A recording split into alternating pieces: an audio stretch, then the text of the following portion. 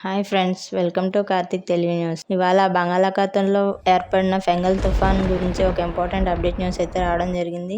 దీని గురించి మరిన్ని విషయాలు ఈ వీడియోలో తెలుసుకుందాం. దయచేసి ఈ వీడియోని ఎక్కడ స్కిప్ చేయకుండా చివరి వరకు చూడండి ఫ్రెండ్స్.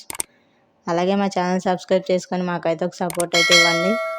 వివరాల్లోకి వెళ్ళినట్లయితే, ఫెంగల్ తుఫాన్ నేపథ్యంలో తమిళనాడులోని పలు జిల్లాల్లో ఎల్లో అలర్ట్ విధించారు.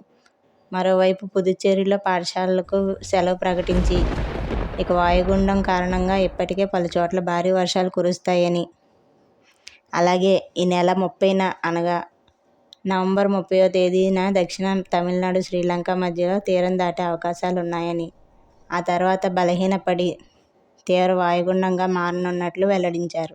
దీని ప్రభావం ముఖ్యంగా నెల్లూరు జిల్లాలోని, రాయలసీమ జిల్లాల్లోని, తిరుపతి జిల్లాల్లోనే ఉంటుందని వాతావరణ శాఖ అధికారులు హెచ్చరించారు. అలాగే కోస్తాంధ్రలో అక్కడక్కడ గురు, శుక్ర, శనివారాల్లో భారీ నుంచి అతి భారీ వర్షాలు, రాయలసీమలో అక్కడక్కడ భారీ వర్షాలు కురిసే అవకాశం ఉందని అధికారులు హెచ్చరించారు.